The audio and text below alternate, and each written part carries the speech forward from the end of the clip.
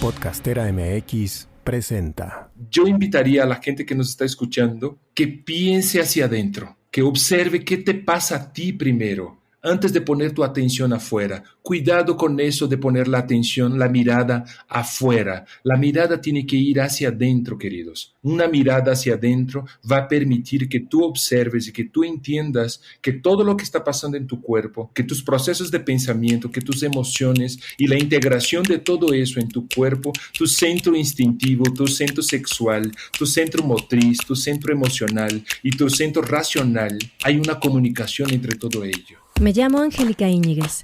Estás escuchando Corpus Sapiens, el podcast que va del cuerpo a la danza. Una producción de Podcastera MX.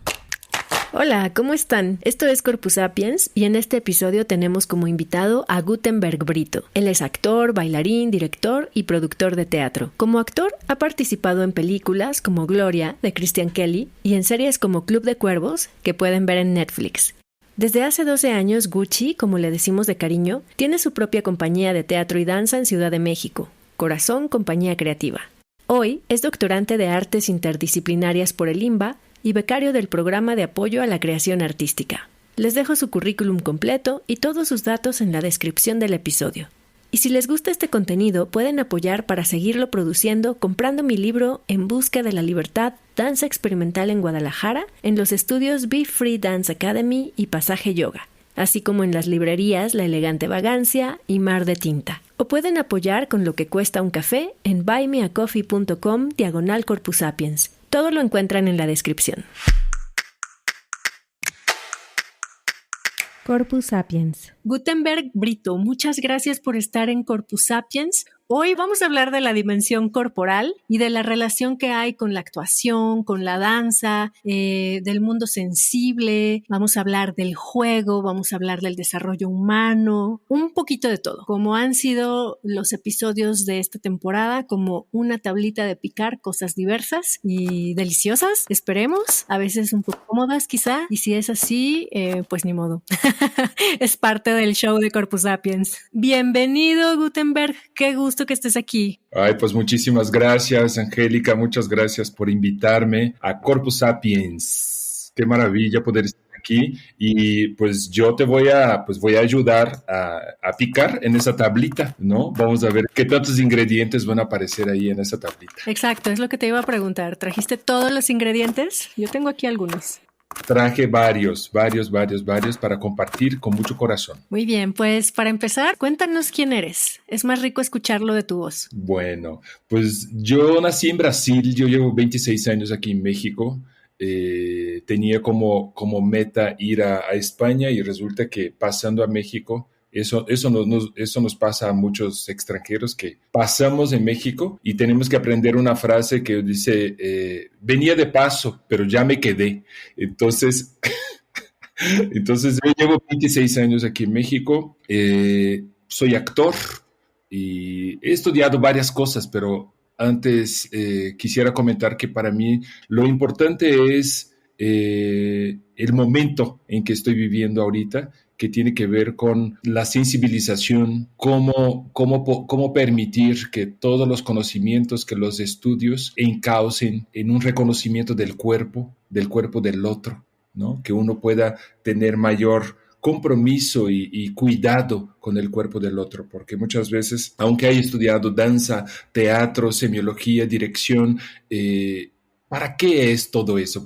¿Cuál es la finalidad de una persona que estudia y que está en un constante preparación? Y desde mi percepción y mi objetivo ha sido conocerme a mí y poder conocer al otro. Ese es Gutenberg. Pues bienvenido a ese Gutenberg que es ahora.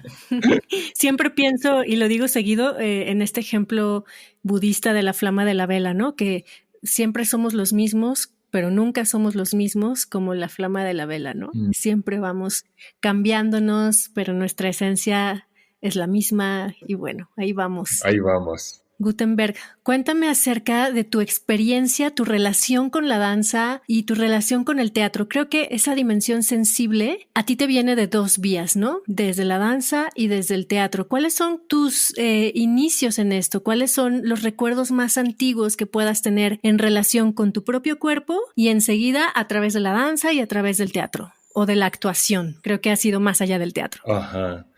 Pues mira, ha sido a través de la mirada y obviamente pues cuando hablamos de la mirada últimamente recordamos a Lacan, ¿no? Yo me acuerdo que yo tenía más o menos como 16 años y pasé por un puesto de revista y de repente veo en una portada varios niños y niñas en una filita vestidos uniformes en una escuela de ballet y a mí mi cuerpo, cuando mi mirada vio esa imagen, mi cuerpo tuvo ahí una reacción distinta que yo dije, a ver. Y entonces yo pregunté cuánto costaba la revista, no tenía el dinero, fui a mi casa, recogí el dinero y compré la revista y era la inscripción, estaban haciendo publicidad de inscripción para la Escuela Municipal de Bailado de la ciudad de São Paulo. Y la danza entró desde ahí, entró desde la mirada, desde un vínculo directo conmigo, donde mi cuerpo, con ese otro cuerpo que estaba ahí en la imagen, me habló. Me dijo algo y yo dije, yo quiero eso también, esa cosa uniforme. No sabía todo lo que implicaría estar ahí en ese contexto, pero de antemano mi cuerpo respondió positivamente a esa imagen y pues 6 meses después yo estaba estudiando en esa escuela, ¿no? Y ahí estudié 5 años.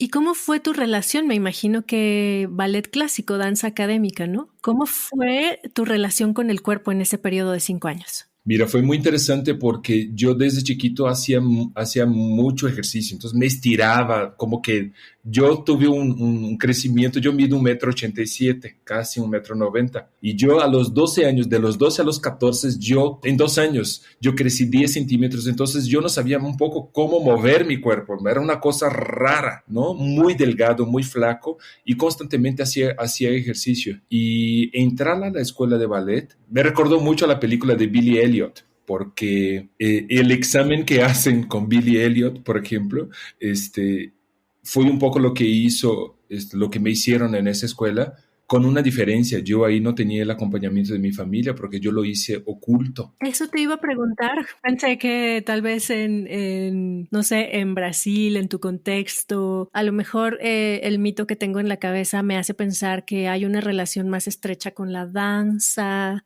con el cuerpo, menos patriarcal, menos machista que en México, no sé, pero es como una idea, pues probablemente cliché, ¿no?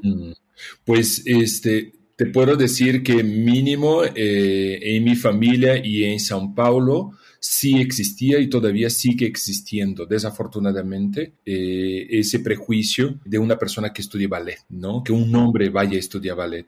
Entonces, yo sabía que eso no estaba bien visto en mi familia. Entonces, hice todo el proceso desde una soledad. Desde ahí inició, ¿no? Ese proceso esa pasión a través de la mirada, a través de esa imagen que yo quería también estar ahí en esa escuela, pero cuando paso a la realidad de hacer el examen solito, de no tener a nadie ahí con quien decir, y si no me quedo, un hombro a donde llorar. La suerte fue que me fue muy bien, pero contestando tu pregunta, en Brasil todavía sigue existiendo el día de hoy un machismo, un patriarcado horrible que no nos permite un desarrollo de conciencia, que no nos permite alcanzar otras metas en la vida. En mi caso, yo porque soy un atrevido y porque era un niño muy atrevido, ¿no? Y yo dije, yo quiero eso y yo quiero eso. Y entrar a la escuela fue pasar por ese proceso, ¿no? Un proceso de selección, un proceso de espera, de calma, de dudas. Y después de 6 meses me dijeron, fuiste aprobado, ¿no? Y comprar las mallas, todo ese proceso que era un proceso como muy, muy amoroso y muy cariñoso, porque ir a comprar, ¿no? El vestuario para mí era como... wow, o sea, estoy iniciando algo que yo estoy tomando la decisión. Obviamente, 6 meses después mi mamá supo, porque yo me veía estirando y me dijo, oye, como que hay algo que no me has dicho, ¿verdad? Mi mamá era una mujer muy, muy avanzada. Yo creo que mi mamá tendría que haber nacido en esta época y sería sería parte del grupo feminista de la UNAM. Y mi mamá me dijo, ¿qué estás haciendo? Y yo le dije, bueno, es que estoy estudiando ballet. Bueno, mi mamá abre una gran sonrisa, llena los ojos de lágrima y me dice, ¿por qué no me dijiste? Muchas felicidades, me abrazó y me besó y me dijo, ¿cuándo es la próxima presentación? Y te quiero ver. ¡Guau! ¡Qué bonito! Una madre que para mí fue como, yo dije, wow, mi mamá yo nací en un pueblito chiquito de Bahía, ¿no? Una cosa mini. Entonces era un pueblito, ahora ya es una ciudad, pero era un pueblito. Entonces, que ella me haya recibido de esa forma y bueno, en los exámenes era la primera llegada, llegaba 2 horas antes. Estábamos en el calentamiento y yo decía, mamá, todavía ni empezamos el calentamiento, usted ya llegó. No, es que quiero ver desde el principio todo, ¿no? Claro. Son esas respuestas que nosotros vamos teniendo también del cuerpo con algunas personas muchas veces dentro del círculo familiar, que nos permite ser. Entonces, a las personas que nos están escuchando, los jóvenes que nos están escuchando, busquen. Normalmente hay alguien ahí que te escucha, hay alguien que te hace caso. Acércate a esa persona, ¿no? Exacto. ¿Sabes en qué pienso, Gutenberg? En tantas historias repetidas. Cuando he hecho investigación de personajes de la danza, de pioneros de la danza en mi ciudad y en otras ciudades, cuando hablo con los hombres me topo con esta historia una y otra vez. Cómo los hombres se sintieron atraídos por la danza, tenían esa sensibilidad, tuvieron esa elección y sin embargo lo vivieron muy solos. Sí. Por esta razón, por la razón del machismo, ¿no?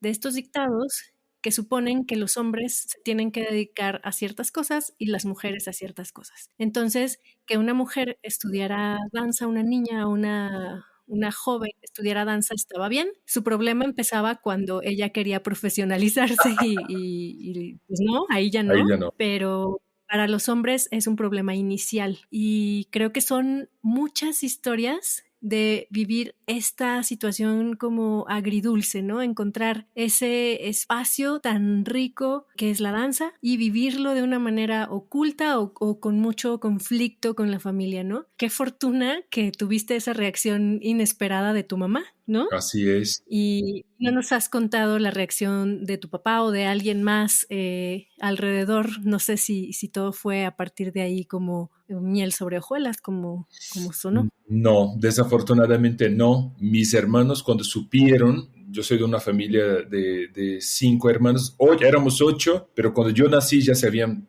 fallecido 3. Y mis otros 3 hermanos y una hermana, pues mis hermanos cuando supieron que yo estaba estudiando ballet clásico, pues yo fui objeto de burla, de bullying. En esa época no existía todavía esa palabra, pero de mucha agresión, de mucha violencia.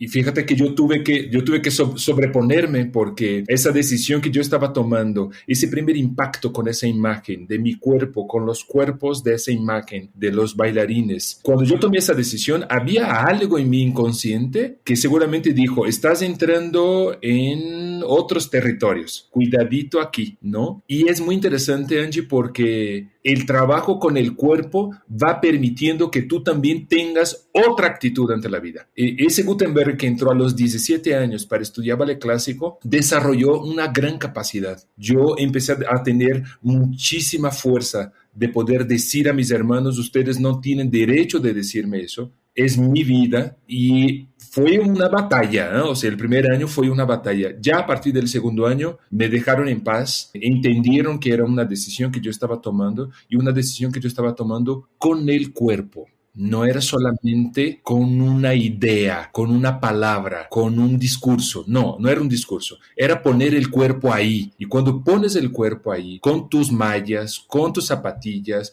con tu playerita de tirantes y te avientas a bailar, el mensaje para el mundo externo es otro, porque cuando caminas, yo me acuerdo que cuando yo caminaba, la gente me decía, cuando yo encontraba a alguien en la calle, me decía, eres bailarín, ¿verdad? Y yo decía, pero pues, ¿por qué se nota, no? Porque ese cuerpo se está moldeando a esa nueva forma. Y una maravilla, porque lo que no entienden esas personas que limitan a los seres creativos a las personas que quieren expresar desde otra forma es que ya tenemos suficientes tareas para hacerlo y muchos conflictos dentro de la propia técnica. Ujú. El mismo ballet ya va a tener sus conflictos, sus dificultades, los dolores, los problemas musculares, la postura de los pies, todo eso que tú ya sabes. Sí, todos los conflictos relacionados con pensar el cuerpo en unos términos en los que no siempre está dispuesto, ¿no? En los que no siempre es. Desde una forma, ¿no? Sí,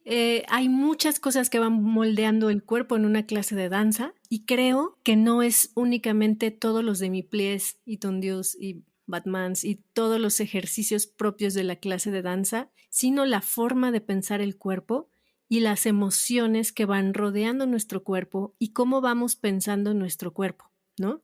Desde sentir muchas veces que es un cuerpo imperfecto, bueno, esto pasa mucho en la técnica académica, y querer llegar a algo a lo que probablemente no vamos a llegar, pero tener esa aspiración todo el tiempo para llegar ahí, para tener el mejor cuerpo posible, la mejor técnica posible, la mejor interpretación posible. Sí, todo eso es un mundo enorme como para además lidiar con dos cosas que creo que suceden en Latinoamérica, que una es el machismo, ese entorno machista, y que no creo que sean únicamente de Latinoamérica, ¿no? Y dos, pues la pobreza en recursos que hay para el desarrollo de les y todos los bailarines que quieran hacer esto de manera profesional, porque academias para pasar la tarde sí hay muchas, hay escuelas de formación, pero compañías, bueno, todo esto ya es un mundo que pensar, ¿no? Y me gustaría preguntarte, ¿cómo consideras que el entorno social del bailarín, en este caso tuyo, va moldeando también el cuerpo? Me encantó esto que dijiste de cómo, bueno, asumo que la danza y haber encontrado esa pasión por la danza te dio esa energía para poner el cuerpo ante tus hermanos y decir,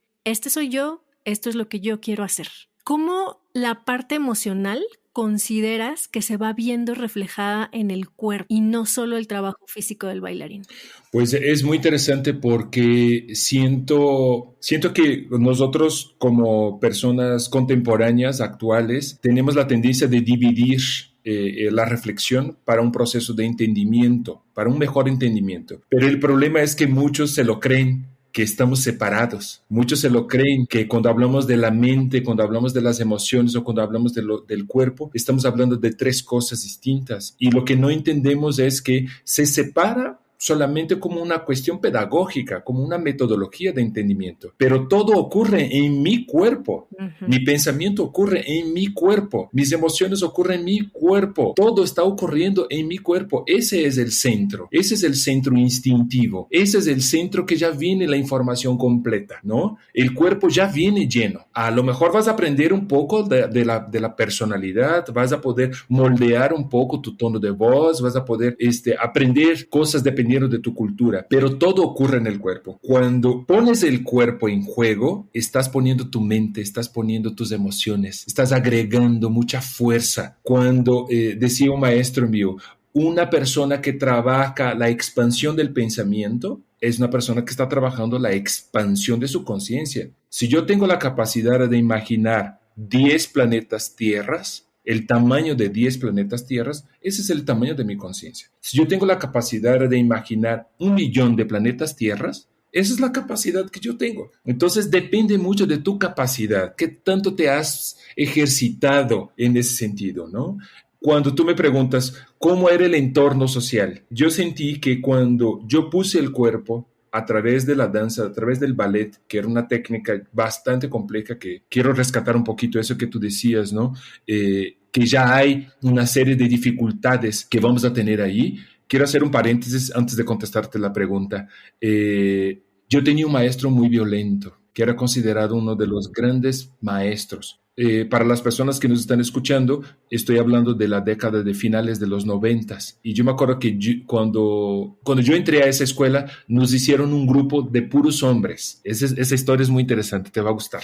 Porque dijeron que los chicos que estaban estudiando con las bailarinas estaban saliendo muy afeminados. Entonces, que la estrategia de esa escuela era, vamos a hacer un grupo de puros hombres y los maestros tienen que ser puros hombres. Ya las maestras no pueden dar clases a estos niños, porque si no van a salir muy afeminados. Que decían, tenía un chiste en la escuela que era, bueno, es que cuando ya vemos el ballet de la escuela ya no sabemos quién es la princesa. ¿Quién es el príncipe? Solamente vemos dos princesas. Y entonces lo que él hacía era que cuando yo estaba en la barra, él me aventaba un zapato. Él estaba en la puerta fumando y agarraba el zapato y él nos la aventaba. Estira esa patota. Imagínense, una persona que está tratando, si regresamos a esa imagen primera que yo tuve en el puesto de revista, mi cuerpo se siente identificado, quiere trabajar y llegas al salón de clase y tienes eso, oye, aquí hay una distancia muy rara entre lo que mi cuerpo deseó a lo que está viviendo, ¿no? Esa es parte del entorno social.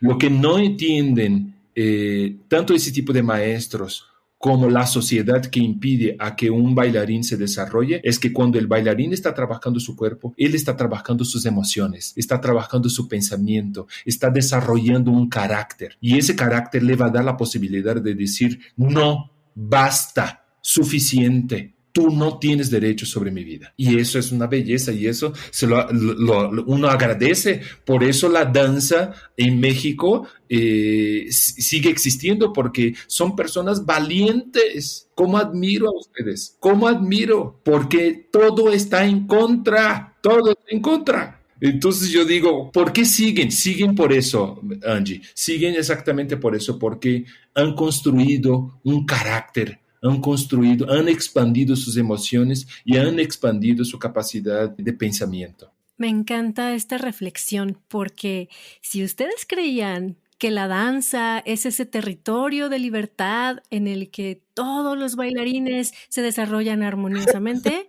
y a donde el patriarcado no llega, pues no es cierto. El patriarcado también llega a la danza. Y sobre todo a la danza académica, por supuesto que está ahí. Y Gut, nos acabas de dar un ejemplo clarísimo, ¿no? De este machismo dentro de la danza, entre otras muchas formas de expresión. Y nos acabas de platicar también de cómo llegan los bailarines con ese llamado al cuerpo, a la sensibilidad, con esa chispa del espíritu, a conectarse con la danza. Esta historia también la he oído muchas veces. Y cómo el rigor de la manera en que se ha entendido y cómo la violencia también es algo que está presente y cómo el hacer sentir muchas veces a los bailarines que no son suficientes, que sus cuerpos son inadecuados, que no se pueden mover de maneras libres, sino de las maneras en que son marcadas. Todo esto va coartando esa libertad que si logran, como tú dices en el proceso,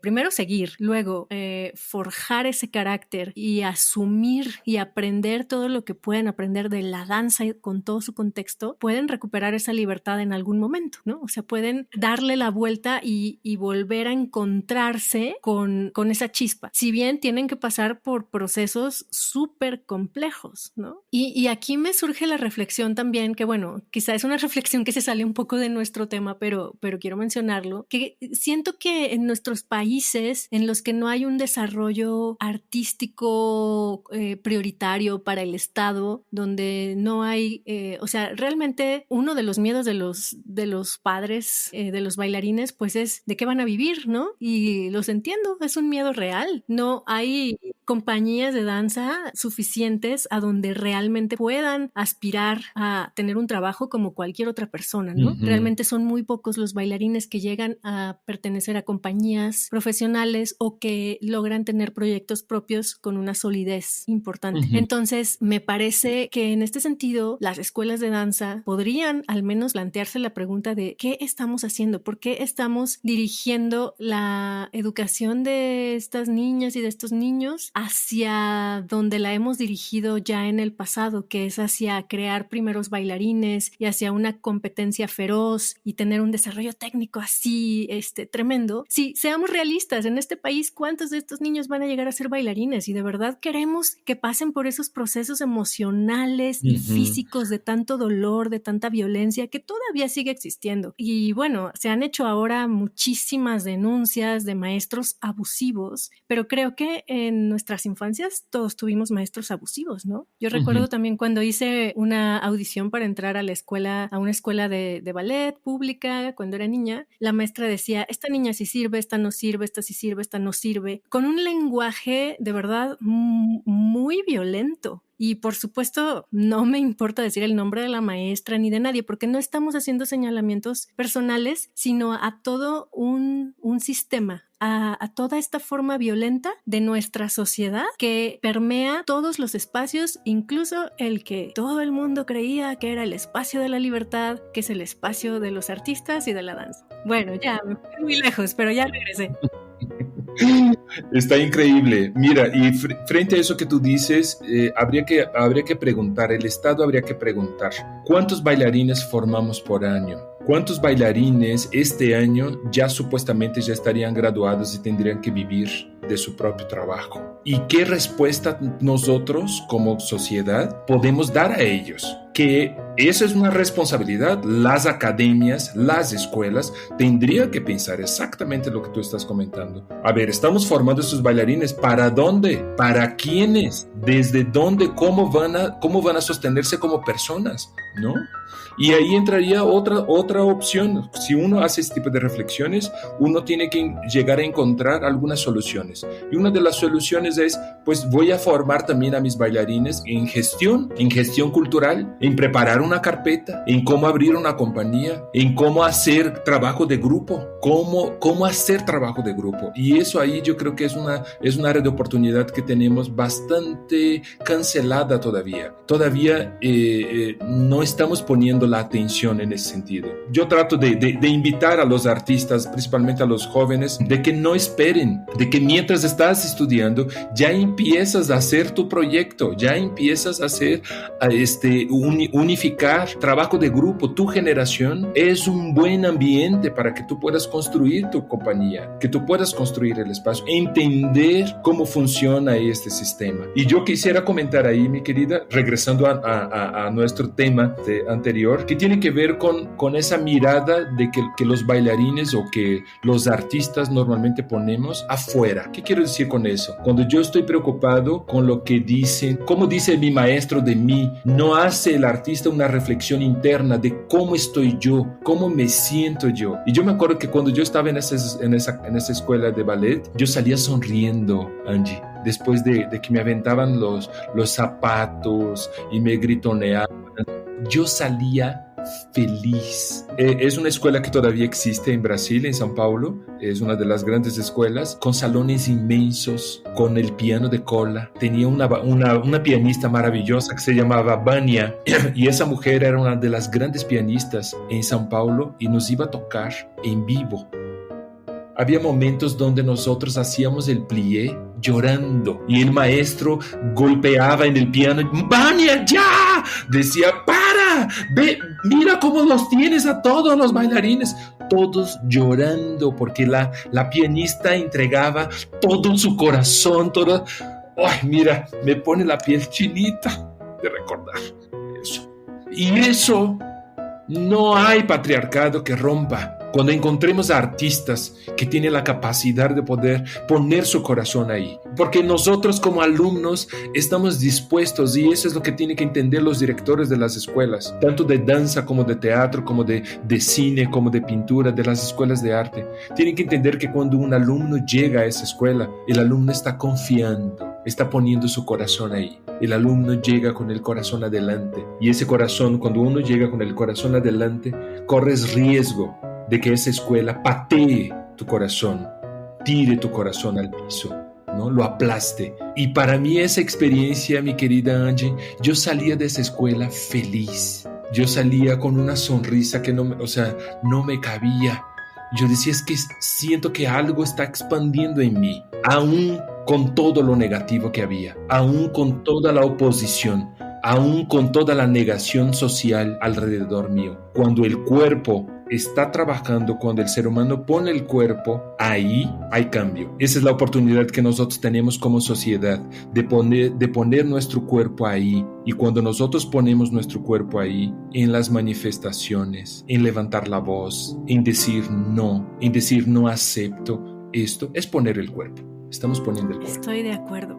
Y creo que ahí, desde mi perspectiva al menos, es una expansión del espíritu. Así es. La parte divina de nosotros se manifiesta en el cuerpo y siente esa satisfacción a pesar de todo eso, o quizá también por todo eso, ¿no? Por haber trascendido de alguna manera, aunque sea momentáneamente, esos obstáculos. Cuando nosotros nos juzgamos, cuando un maestro dice, estira esa punta, no eres perfecto, tu plié sale muy mal, estás sacando la cadera, todas esas cosas, yo invitaría a la gente que nos está escuchando que piense hacia adentro, que observe qué te pasa a ti primero, antes de poner tu atención afuera. Cuidado con eso de poner la atención, la mirada afuera. La mirada tiene que ir hacia adentro, queridos.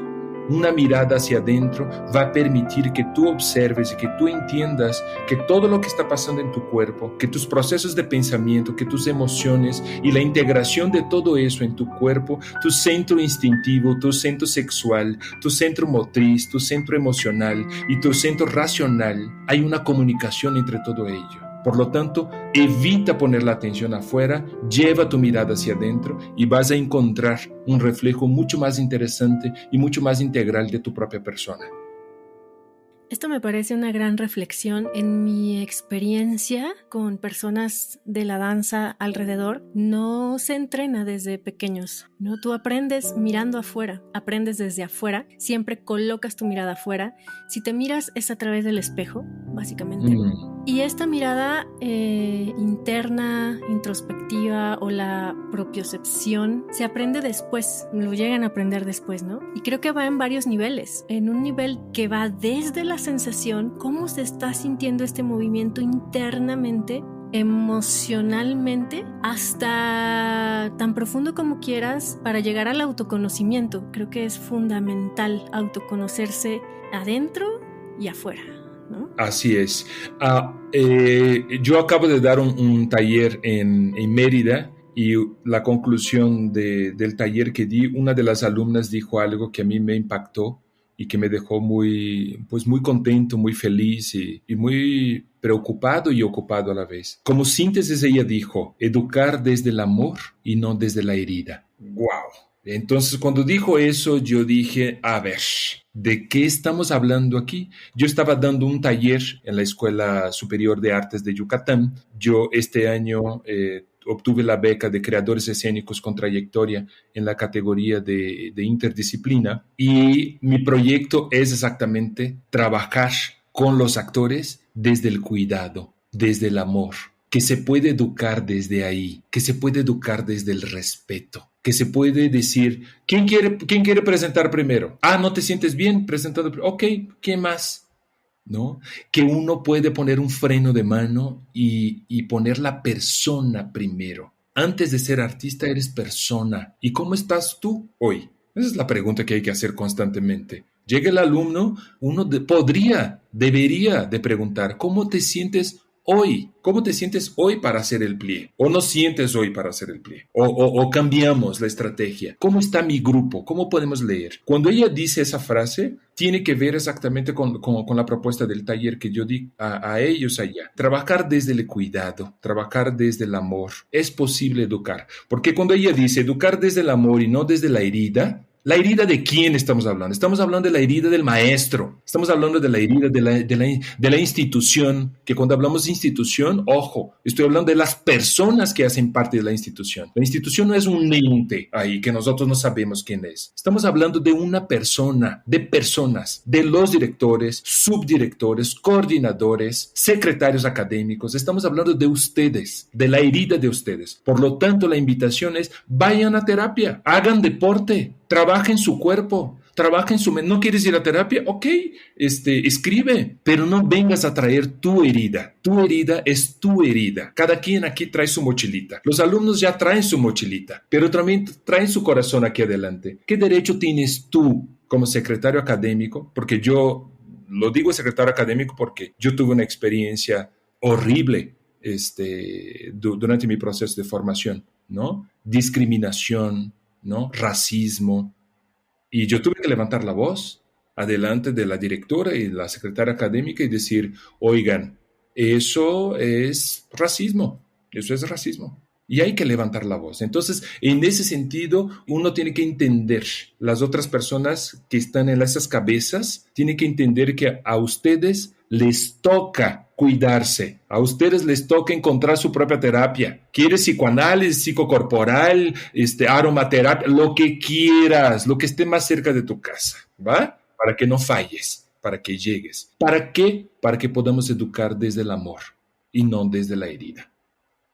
Esto que dices me pone la piel chinita y me llena el cuerpo de emociones y me parece que forma parte de este cambio de paradigma que estamos viviendo en muchos aspectos de la realidad y en especial en los entornos educativos, ¿no? En los entornos en los que ahora nos damos cuenta de que trabajamos con personas, que los niños son personas que tienen un corazón, que tienen una sensibilidad, que tienen un cuerpo y que todo eso resulta que es divino y es sensible y hay que cuidarlo y hacer esta transición al cuidado y desde el amor me parece una revolución súper poderosa, muy, muy fuerte. No dije el título del taller que yo di allá, que es un taller que yo voy a dar. 2 talleres en Mérida, 2 talleres en Guanajuato y 2 talleres en la Ciudad de México. Se llama La frase de mi madre y la ilusión en escena. Ese fue mi proyecto que yo metí al FONCA y partimos de las frases que nos han marcado, que las frases de las madres que nos han marcado en nuestra vida, ¿no? No sabes lo que se abrió ahí, mi querida, no sabes la cantidad de cosas y algunas madres fueron a ver la presentación, que no era una función, era una síntesis del taller, fue impactante. Fuertísimo, poderoso. Una de las mamás dio un testimonio al final y dijo, estoy impresionada porque me estoy dando cuenta que para que un proyecto artístico tenga tanto poder, estoy diciendo desde mis palabras, no de la palabra de la señora, ¿cómo es posible lograr a través de la sencillez? Cuando un proyecto logra desde la sencillez tocar profundo, ahí es donde se cumple el proceso artístico. Y nosotros no teníamos una intención artística, teníamos una intención de presentar la conclusión del taller y fue poderosísimo. Poderosísimo. Wow, qué hermosas historias, qué maravilla. Sí, no, y además han dado la sugerencia también de la mirada o la frase del padre, ¿no? Y luego la propia mirada y la propia frase del mismo hijo o de la hija. ¿Qué decimos nosotros a nosotros mismos? ¿Qué frases andamos cargando? ¿Qué frase andamos diciéndonos a nosotros mismos, ¿no? Hay algunos neurólogos que dicen que es muy chistoso el ser humano porque repite sus propios pensamientos constantemente, que muy pocos seres humanos cambian sus pensamientos, que casi siempre estamos pensando en lo mismo. Y si estamos pensando en lo mismo, eso significa que no estamos lo suficientemente presentes. Porque si estuviéramos presentes, nos daríamos cuenta de que hay muchas otras cosas más que poner atención. Y creo que con esto te estás encaminando a hablar acerca del desarrollo humano, que es un tema en el que tú también trabajas. Así es. Bueno, tú también eres actor, tienes esa formación, tienes incluso esta compañía de teatro y danza que se llama Corazón Compañía Creativa, ¿no? Ahí está el corazón. Y con esta compañía has tenido diversas experiencias. Bueno, no solo con la compañía, sino con tus principios, ¿no? Lo que a ti te mueve a hacer pues todo lo que haces. Y me contabas esta experiencia que sí quiero que nos la platiques de el taller que tuviste con niños en Oaxaca. Porque recuerdo que platicábamos una vez un tema que Sal puso sobre la mesa, nuestro productor de Podcastera puso sobre la mesa, que es la importancia para los adultos que tiene la convivencia con los niños. Porque habitualmente pensamos en esta verticalidad de yo adulto le enseño a los niños. O sea, todos somos maestros y todos somos alumnos, ¿no? Y los niños nos enseñan un montón de cosas. ¿Era así o más o menos? Era por ahí. Si era de otra manera, puedes venir a decirlo ahora. Me gusta romper la dicotomía de maestro-alumno. Era más bien qué cosas sanan los niños en los adultos o qué beneficios tenemos como adultos al convivir con los pequeños, ¿no? Wow. Bueno, ¿qué cosas sanan? Bueno, les platico la experiencia. Hay un programa que es de una retribución social que nosotros como becarios del FONCA debemos hacer. Ellos piden una cantidad de horas y yo tomé la decisión de trabajar con la comunidad afrodescendiente mexicana. Pues los que me están escuchando pues no sabrán, pero pues yo soy negro, ¿no? Yo soy una persona de raza negra. Entonces yo... Seguro ya te vieron en la foto. O en alguna serie de televisión o en alguna película como al ratito decimos cuáles. Ahí en Club de Cuervos, en la serie y en la película de Gloria, ¿no? Yo, cuando me dieron esa beca, a mí me generó esa responsabilidad también con la comunidad afrodescendiente. Y entonces pregunté, investigué cómo llegar a una comunidad afrodescendiente mexicana y me topé con un lugar que se llama Charco Redondo, que está a 1 hora de Chacagua, para las personas que han ido ahí por Oaxaca, en la playa. Y es una comunidad muy pequeña, y la experiencia ahí era para trabajar con los niños y con las mamás. Desafortunadamente no fue posible trabajar con las madres, pero sí fue posible trabajar con los niños. En el primer día llegaron alrededor de 30 niños. Hice mi labor de ir a hacer la publicidad un día antes, buscarlos y encontrar dónde estaban jugando. Es un lugar muy pobre, bastante... Pues la gente vive con lo mínimo. Hablando con una de las mamás, me decía que pues ella ganaba 3,000 pesos por mes. Eso estamos hablando de 36,000 pesos por año, ¿no? Para que nos ubiquemos de qué estamos hablando. Y respondiendo ahora sí la pregunta de Sal, ¿qué cosas sanan? A mí me pareció impactante porque normalmente cuando vamos a trabajar con los niños, la tendencia es que uno va como un poco colonizador, ¿verdad? Como yo vengo a enseñar, yo les vengo a dar, yo, ¿no? Ese yo del ego. Y ahí yo lo que hice fue a ver si quitamos el yo primero y observamos un poco a esos niños y a ver qué quieren. Y fue impactante, porque la persona que había sido mi contacto me había puesto, entre comillas, una tarea que era preparar un pequeño espectáculo con los niños para la feria del pueblo. Yo, muy inocente, como no había vivido la experiencia, llegué con la bandera colonizadora de que pues vamos a montar algo, ¿no? Y entonces, hablando con los niños, yo les dije, oigan, ¿qué les parece si montemos algo para la feria del pueblo? Y una niña me dice una frase, me dice, yo sé montar a caballo. Bueno, mi cara se cayó. Observar y darme cuenta de la ignorancia que tenemos nosotros, que yo tengo, no quiero hablar en plural, de mi ignorancia, de mi insensibilidad de llegar a ese pueblo, de creer y de escuchar a esa persona que me invita a montar algo con ellos, y que esa realidad, el contacto directo, cuando yo pongo mi cuerpo ahí, en ese pueblo, con esos niños, y hablo con ellos, y que esa niña me dice, yo sé montar a caballo, me refleja mi propia ignorancia y mi propia soberbia, mi falta de humildad, mi falta de abrir el oído, de abrir todos los poros de mi cuerpo y observarlos antes de querer hacer algo, sino disponerse a algo. Es distinto. En ese momento que esa niña dice eso, yo me callo y a mí me sirve como un cubetazo de agua fría para darme cuenta que lo que me había pedido la otra señora, tache, eso no es lo importante. En ese momento me cayó el 20 de que lo importante era estar con esos niños. Lo importante era poner mi cuerpo ahí. Que todo mi proceso de conceptualización, de fenomenología, de lo que quieran, de procesos filosóficos, no sirve. En ese momento no sirve. En ese momento sirve el cuerpo del Gutenberg, que se vio reflejado en la revista, que quiso poner el cuerpo ahí, en ese salón. Ese Gutenberg del origen, ese niño, ese casi niño, ¿no? De 17 años. Ahí es donde yo regresé y yo dije, ok, olvidemos de montar algo, porque el origen parece ser que de montar tiene que ver con lo que dijo la niña. ¿Montar a quién? ¿Montar a un caballo? ¿Montar a un burro? ¿A quién montar?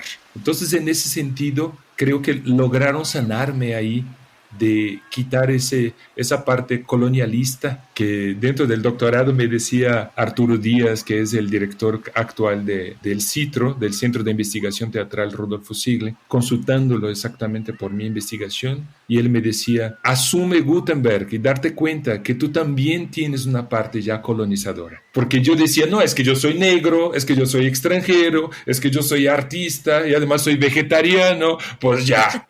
Darnos cuenta que estamos ahí es el primer paso para el cambio. Porque donde no hay reconocimiento, no hay cambio. Si yo no acepto, donde no hay aceptación, no hay cambio. Entonces, en ese momento, agradecí a esa niña y yo dije, wow, valió la pena salir de la Ciudad de México, tomar un avión, llegar a Puerto Escondido, viajar 3 horas y media en coche para llegar a ese pueblo y poder tener el contacto, poner mi cuerpo ahí, adelante de esa niña que con esa frase sencilla me dio una cachetada de sabiduría, de sencillez, de amorosidad, porque así lo tomé. Que estabas abierto a recibirla, ¿no? Por supuesto, porque ahí fue cuando yo dije, tira a la basura la propuesta de la señora que te dijo que habría que montar algo. Aquí no hay que montar nada, aquí hay que aquí hay que estar nada más, aquí hay que disponerse. Y la experiencia fue impresionante, estar con ellos, jugar, escucharlos. Trabajé con ellos, por ejemplo, ritmos, ¿no? Algunos con unas latas, lograr hacer algunos ritmos. Y llegaba un momento que me decían, ya, suficiente. Y yo, ok, suficiente, vamos a otra cosa, ¿no? Cuando uno se disponer. Yo aprendí con los niños a disponer, poner el cuerpo en otro lado, sacar de tu eje, quitarte un poco de esa rigidez mental, porque muchas veces el cuerpo fue el que me hizo cambiar, porque si yo hubiese quedado en la Ciudad de México, trabajar con los niños de la colonia Roma, que podría también ser, el FONCA no me dice, tienes que ir a trabajar meterte al hoyo. No me dice eso, pero recomiendo a todos mis compañeros becarios que vivan ese tipo de experiencia, que vayan. Yo no sé si pude aportar mucho a ellos, pero lo que puedo decir a ustedes es que a mí me dieron muchísimo, a mí me llenaron. Estoy profundamente agradecido con la gente, cómo me recibieron, cómo abrieron sus casas, cómo me dieron lo que tienen, y siempre nos ayuda a regresar a ese origen, a esa sencillez, a esa simplicidad compleja, a esa manera de amar y de poder decir a la gente, sé tú mismo, encuentra tu voz, pon tu cuerpo, porque cuando pones tu cuerpo, tu mente va atrás, pero ya hay un cuerpo ahí. Entonces, cuando esa niña me dice, yo sé montar a caballo, yo digo, Eureka, bienvenido Gutenberg, ya llegaste a donde tenías que llegar. Qué maravilla esta historia y cómo nos la compartes también. Y es que todos nuestros cuerpos están cruzados por racismo, colonialismo, gordofobia, patriarcado y un montón de cosas más. Esa es la realidad. Entonces, vamos a poner el cuerpo, vamos a ponerlo a disposición, vamos a ver qué más nos dice el cuerpo, hacia dónde nos lleva, qué otras libertades, qué otros imaginarios, qué otras formas de recrear la realidad tenemos, porque siempre existen ahí.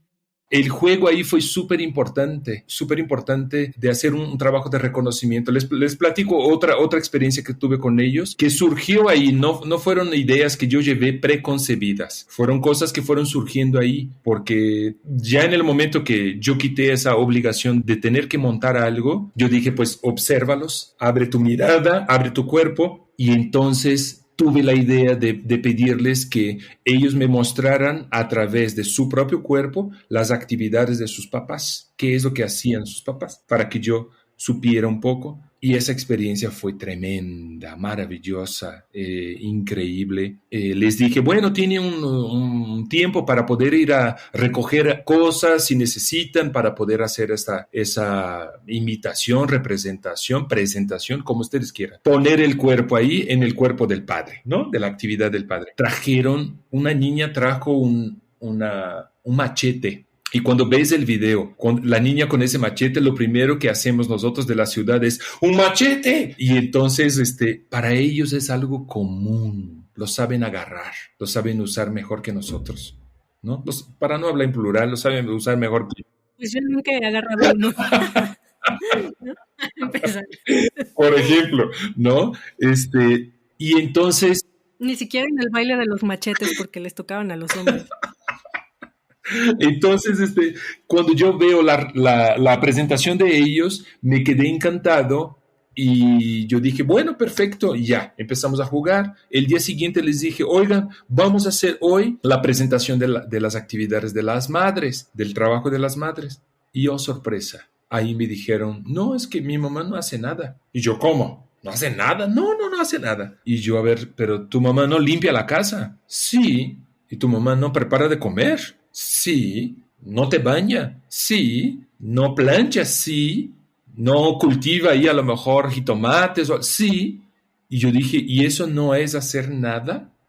Ajá, los niños están cruzados por el capitalismo. Y entonces ahí creo que si podemos hablar de aportación, yo creo que es la única aportación que yo podría decir que hubo y que hubo una reflexión, porque no fue regañar y no fue decir, fue lanzar la pregunta. Y cuando uno lanza la pregunta, aunque sea para niños, tú avientas la pelota al otro y el otro queda con esa pelota y a ver qué hace. Y creo que esa reflexión para mí fue muy importante también, de decir, ok, no ven el trabajo de las mamás como un trabajo, no ven las actividades de la madre como un trabajo. Parece ser que entonces para esos niños que estaban conmigo, los únicos que trabajan son los padres. Y ahí es donde hay que ponernos un pasito hacia atrás, pensar un poquito más y ver qué es lo que está ocurriendo. Yo desde mi lugar, desde mi poner mi cuerpo ahí, ¿cómo puedo invitar a esa reflexión distinta? ¿Cómo puedo hacer que esos cuerpos cruzados que tú dices se crucen también de otra forma?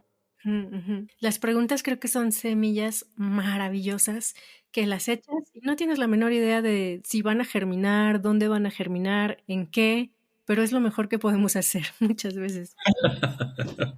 Pues mira, quisiera comentar un poquito sobre el trabajo de Corazón Compañía Creativa y esas experiencias que he tenido ahí de poder dentro de mi compañía. Bueno, primero abrí la compañía cuando supe que mi mamá iba a morir. Mi mamá tenía un cáncer muy avanzado y eso fue en 2010 y cuando supe y cuando sentí la presencia de la muerte muy cerca de mí, ahí fue cuando yo me di cuenta que ya no tenía que esperar más, porque yo era de ese tipo de actor y artista que estaba esperando que alguien me llamara para trabajar, que alguien me llamara para un proyecto. Y en ese año yo dije, no, tengo que abrir mi propia compañía y que sea un espacio de creación. Y durante los 10 primeros años yo tomé la decisión de no participar como actor ni como bailarín dentro de mis propias producciones, con una intención de dividir y separar bastante bien las actividades. Y me funcionó bastante bien. Y esa es una recomendación que yo les doy a las personas de que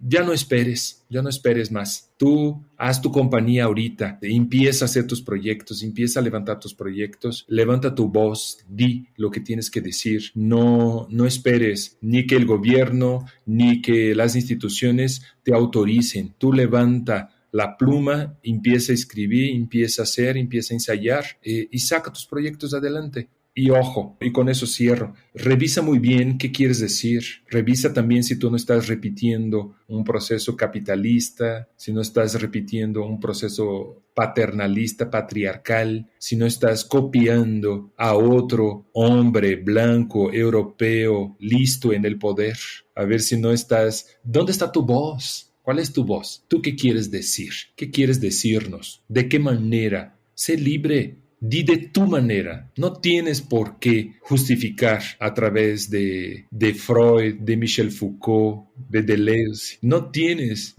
por qué. No tienes por qué estar bajo la batuta de Ingmar Bergman. Y son personas que amo. Y son personas que respeto profundamente.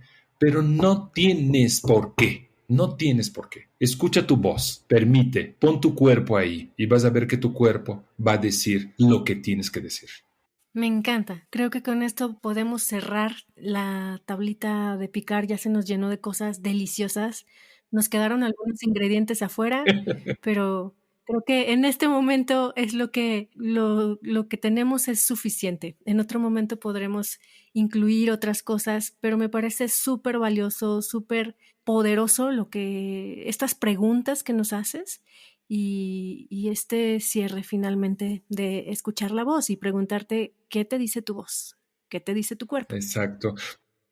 Uchi, muchísimas gracias por esta entrevista. Ahora sí, creo que vamos a cerrar, pero antes de eso me gustaría pues que nos compartieras tus redes, dónde puede contactarte la gente, dónde puede verte también. Ya dijiste ahora una película y una serie. Invítanos a todo lo que nos quieras invitar.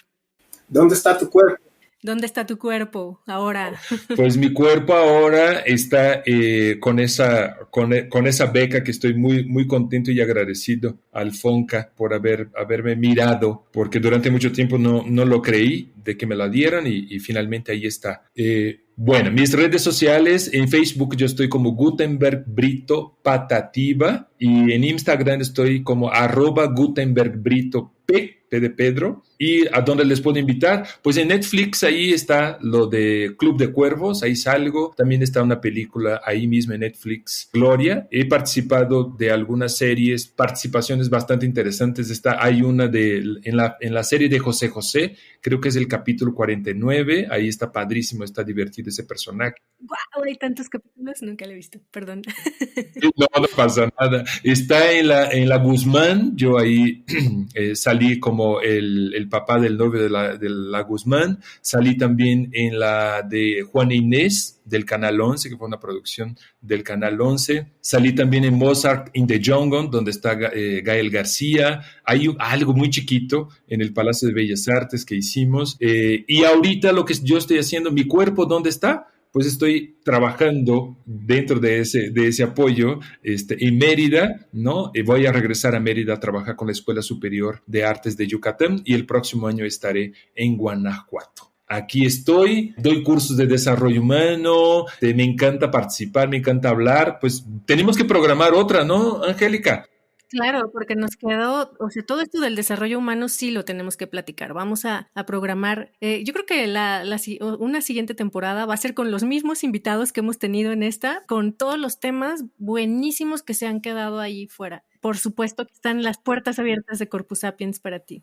Va, perfecto. Pues muchas bendiciones a ustedes de Corpus Sapiens, muchísimas felicidades, que sean muchísimos años de éxito y corran la voz porque vamos a tener una segunda parte para que hablemos del desarrollo humano, ¿no? Del autoconocimiento, que creo que es muy importante para que podamos aportar un granito más a este planeta y a este país, transformar este lugar en un mejor lugar para vivir. Dalo por hecho, los micrófonos van a estar abiertos. ¡Yujú! Un abrazo. Nos vemos. Adiós. Muchas gracias. Bye, bye. En este episodio contamos con la participación especial de Luna Libel como la niña que sabía montar a caballo. Síguenos, comparte, activa las notificaciones y califícanos con 5 estrellas. Ahora también puedes escuchar Corpus Sapiens en YouTube. Podcastera MX presentó Corpus Sapiens.